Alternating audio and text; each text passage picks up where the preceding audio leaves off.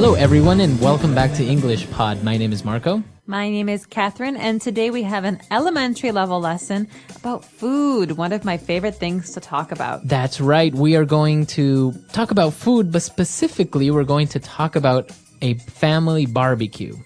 Okay, what is a family barbecue? Well, I'll just say a few words first. A barbecue is usually something that we do outside. We bring food, we play games, maybe have some drinks, and a lot of the food is grilled. So that's what we're talking about today. We're going to hear this dialogue first, and then we'll come back to talk about it.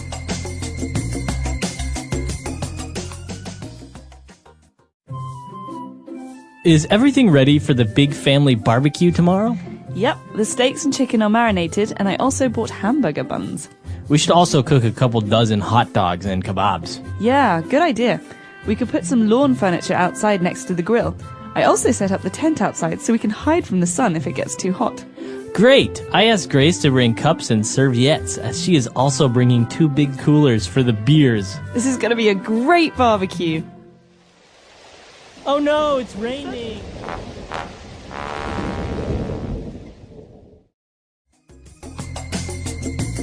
All right, we're back. So probably a couple of words you didn't really understand. So let's take a look at those now in language takeaway. Language takeaway. Lots of food words, Marco. The first one is barbecue. We were talking about that a minute ago. A barbecue is something we do usually for something, a special occasion or for dinner. It's a summertime thing. You know, you go outside when it's warm and the entire family comes and we have food. Sometimes people even bring food. Right. And actually, as you mentioned, it's something that you do a barbecue. You have a family barbecue, but it's also a verb to barbecue something. So to cook meat on a barbecue. So that's cooking meat, not in a stove, not with gas. Usually it's under a fire or very warm, intense heat coming from coals. Exactly. And so before we cook food, usually before we cook meat on the grill, before we barbecue it, we have to marinate it, okay? So in this situation, the steaks and the chicken are already marinated. Okay. So to marinate something which is a verb, or the steaks and chickens are marinated, which is an adjective. So basically means that you have added spices and maybe some lemon juice, different herbs or salts to the meats in order to give it flavor before you cook them. Exactly. Sometimes in Indian cooking, for example, you marinate with a yogurt sauce and you leave the meat in the refrigerator for a whole night. Exactly. So marinating or to marinate is a process to give flavor to food. Very good. All right. So we've marinated our food, our chicken, our steaks, but also we have hamburgers. So we need hamburger buns. What are buns? Okay. Buns are pieces of bread that are for special kinds of food. So you have a hamburger bun. It's a round piece of bread, and the hamburger goes on one piece and under another piece. A hot dog bun is different. It's like a piece of bread that's folded, and the hot dog goes in the middle. So bun is a special kind of bread for these kinds of foods. All right. So remember, if you want to have a hot dog, you need to buy hot dog buns. So people know already that you're talking about bread. And if you want to buy a hamburger bread, you say a hamburger bun. That's right. So hamburger buns and hot dog buns. But after we talk about having the hamburger buns, we discuss how many hot dogs we're going to cook. So the person says we should cook a couple dozen hot dogs. All right. So a dozen is 12 units of something. Right, so eggs are sold in dozens. We buy a dozen eggs, we buy 12 eggs. Okay. Or you can say half a dozen. That means 6. Half of 12. And a couple dozen is usually around 24, 25. Okay, very good. So a dozen hot dogs, and they are also getting kebabs. What are kebabs? One of my favorite foods. Kebabs are sticks or skewers of meat. So you have a very thin stick, and you put the meat on it, and you put that on the grill, and you cook the meat on the grill. So, yeah, those are very common. For example, in the Middle East, right? You have kebabs, sticks of meat, and also maybe some vegetables put on it, and you grill them. Exactly. Very flavorful, very tasty meat. All right. So why don't we listen to our dialogue again, and we'll come back shortly to look at some more words. Is everything ready for the big family barbecue tomorrow? Yep, the steaks and chicken are marinated, and I also bought hamburger buns. We should also cook a couple dozen hot dogs and kebabs. Yeah, good idea. We could put some lawn furniture outside next to the grill. I also set up the tent outside so we can hide from the sun if it gets too hot. Great! I asked Grace to bring cups and serviettes, as she is also bringing 2 big coolers for the beers. This is going to be a great barbecue. All right, we're back. So now why don't we go to a second part of language takeaway and take a look at 5 more words. Language takeaway. All right, the first word that we're going to look at is lawn furniture. So we're going to have lawn furniture outside. Okay, so before we even start thinking about food, we have to decide where people will sit at this barbecue. And so we have to find out how much lawn furniture we have.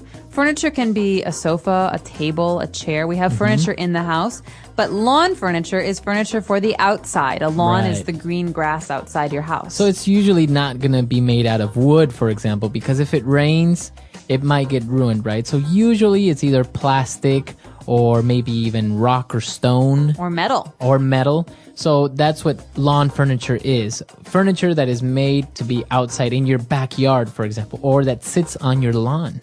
Exactly. And so we're going to be on the lawn furniture. We have the special thing for cooking meat outside, the grill. Okay, so we mentioned that you grill chicken or you grill steaks, but it's also a noun, a grill. So a grill, what is that? A grill is like a stove for the outside, but instead of having electricity to make the fire, we have gas or propane. And this is something that we light on fire. We use coals to keep the insides very warm. And so this is just a way to cook meats or even vegetables outside. Okay, perfect. So that is a grill. And if you're going to cook foods or vegetables in this way, so you're going to grill them. All right. And well, just in case it gets hot and you want to hide from the sun, we are going to set up a tent. Okay, a tent. You can sleep in a tent, but in this case, a tent is just a covering outside. So maybe some cloth or some fabric that will stand over us when we sit down or want to be outside. It's also a way to protect us from the rain. Right. So as you mentioned, a tent is something that you set up temporarily made out of cloth or plastic to protect you from the sun or rain. Or if you're going camping, you sleep in one. All right. And now that they have all the food, they need cups. And then they mentioned this strange word. It kind of sounds French. Serviettes. Serviettes. So I do think it comes from the French word. This is a British way of saying napkins. A napkin. It's like paper for cleaning your hands and cleaning your mouth that you throw away. Okay, so you can say napkins, or if you want to sound a little bit more fancier, you can say serviettes.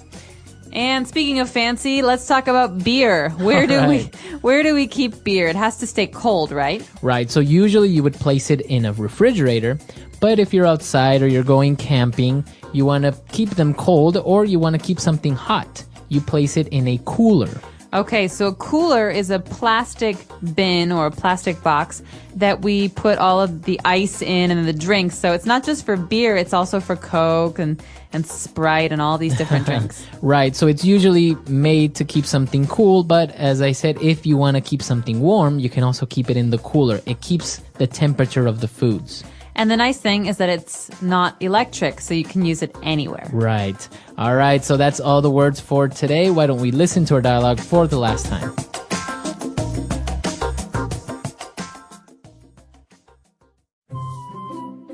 Is everything ready for the big family barbecue tomorrow? Yep, the steaks and chicken are marinated, and I also bought hamburger buns. We should also cook a couple dozen hot dogs and kebabs. Yeah, good idea. We could put some lawn furniture outside next to the grill. I also set up the tent outside so we can hide from the sun if it gets too hot. Great! I asked Grace to bring cups and serviettes, as she is also bringing 2 big coolers for the beers. This is going to be a great barbecue. Oh no, it's raining!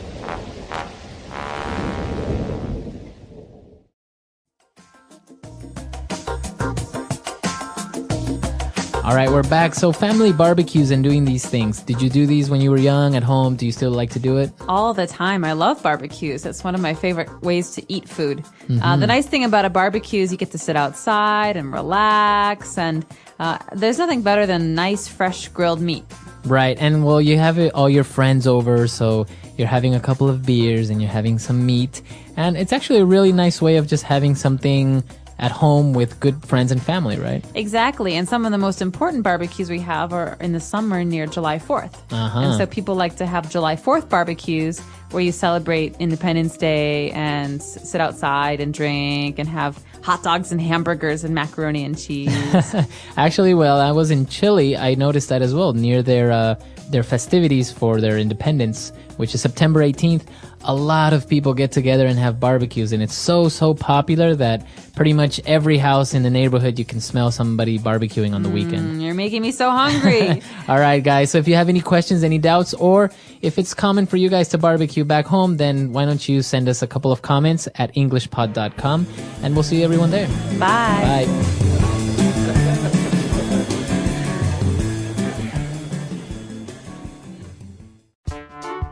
The English Pod audio review. Okay, so we're back Listen for to the another meaning, deep dive. Then say the vocabulary. And you know word. how this works. Mm-hmm. We start with something you sent in. Could be anything. Could be a photo. Could be a ticket stub. This time. Oh. It's a note, and it just says, family barbecue. Okay. Pretty simple. Yeah. Simple but powerful. Powerful how? Well, I mean, think about it. Family barbecues, they're like these universal experiences, right? Almost everyone's got a memory of a family barbecue, whether it's, good or bad. Yeah, I guess so. It's not just about the food, it's Yeah. about the people, the conversations, the atmosphere. The burnt hot dogs. Exactly. Even the burnt hot dogs have a story. Okay, but not all family gatherings are, happy. Of course not. Like, what about those barbecues where, like, everyone's fighting or it's just awkward? Right, but even those are still part of your story, They tell us something about our families, the good and the bad. I see what you mean. And for the person who sent this note in family barbecue, it's not just a general concept, it's their specific memory. Right, their family, their barbecue. Their experience. And that's what we're going to dive into today. So, A meal cooked out of doors over an open fire. Barbecue. Be soaked in marinade. Marinate. A group of 12. Dozen. Pieces of roasted meat, fish, and vegetables on a skewer. Kebab. Utensil with a metal grate, parallel metal bars, for cooking over a fire. Grill. Portable shelter of canvas, held up by poles, rope, and pegs. Tent. A small square of cloth or paper. Serviette. A container, vessel, or apparatus for cooling. Cooler. Furniture intended for use outside in the yard. Lawn furniture. A round bun shaped to hold a hamburger patty. Hamburger bun. Let's try that faster. A round bun shaped to hold a hamburger patty. Hamburger bun. A meal cooked out of doors over an open fire. Barbecue. A container, vessel, or apparatus for cooling. Cooler.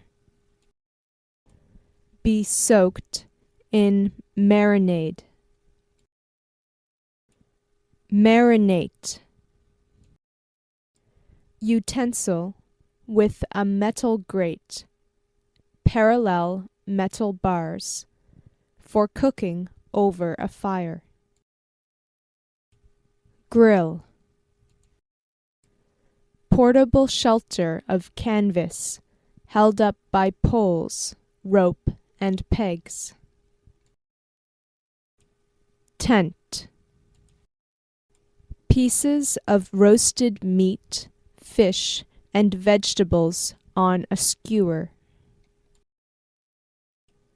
Kebab. Furniture intended for use outside in the yard. Lawn furniture. A group of 12. Dozen. A small square of cloth or paper. Serviette. Now say the word and hear it in a sentence. Barbecue.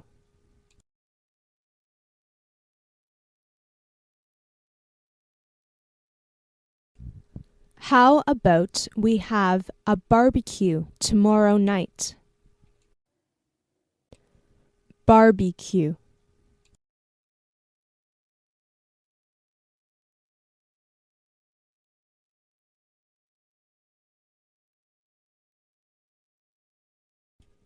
In the summertime at dinner, there is always the smell of someone in our neighborhood having a barbecue. Barbecue.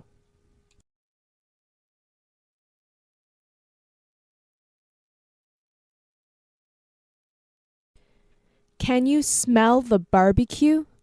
My mouth is watering. Marinate.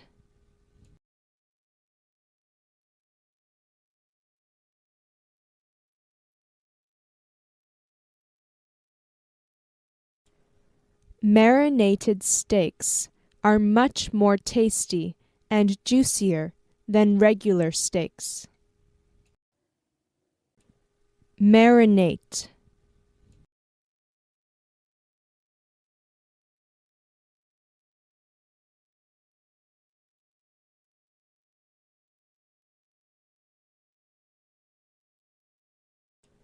The only thing I know about my friend's secret recipe is that she marinates the chicken breasts overnight.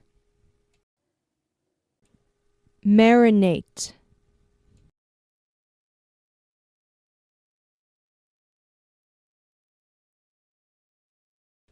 Marinating meat makes the meat more tender. Lawn furniture.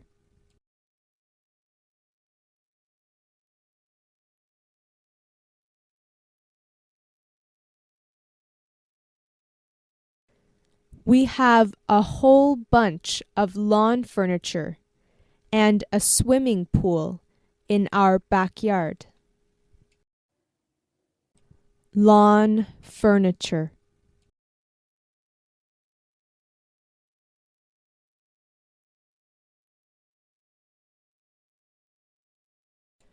The home store down the road is having a sale on lawn furniture. Lawn furniture.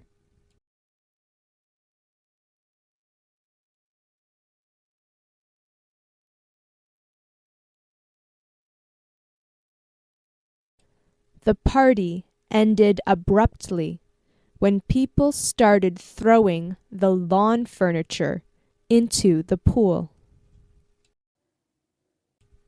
Grill.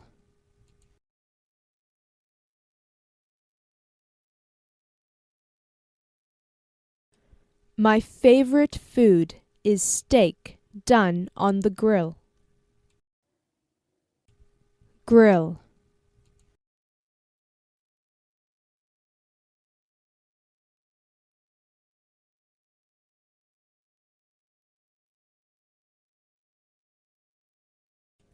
After you finish cutting up the vegetables, wrap them in some aluminum foil and place it on top of the grill. Grill.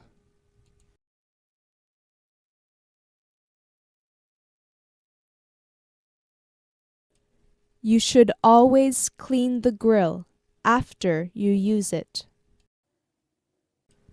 Cooler.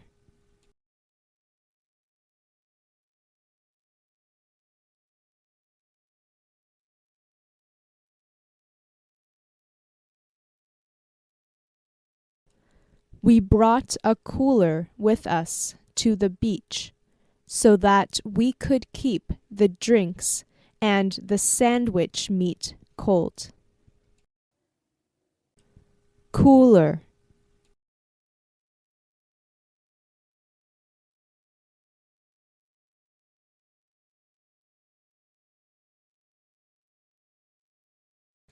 He filled up a cooler with ice and then placed the medical specimen carefully inside. Cooler. The listener out there, think about your own family barbecues for a second. What comes to mind? Who was there? What were you celebrating? Or maybe not even celebrating. Yeah, maybe it was just a regular Sunday afternoon. Exactly. But even those ordinary moments, they can hold so much meaning, you know? As you really can. I bet you can still smell the charcoal, taste the potato salad. Oh yeah, for sure. Those sensory details are like time machines. It's funny you say that because I'm remembering this one barbecue we had. It was for my grandparents' anniversary, No way. and it was a total disaster. Oh no, what happened? It started raining like cats and dogs, Yeah. Huh? and then my cousin's dog ran off with the cake. No way. It was crazy, but looking back, it's hilarious. See, even the disasters become good stories. Yeah, I guess that's true. And that's what's so special about these shared experiences. They connect us. You know, they become part of our family history. And it's not just about the past, Yeah. right? Like, we can actually learn from these memories. Absolutely. Like, maybe there are traditions we want to keep alive. Or maybe there are things we want to do differently. Exactly. So think about that family barbecue note as like a starting point. What can you learn from it? How can you use it to make new memories? Maybe even recreate that specific barbecue. Ooh, that's a great idea. Who would you invite? What would you do differently? It's all about being intentional.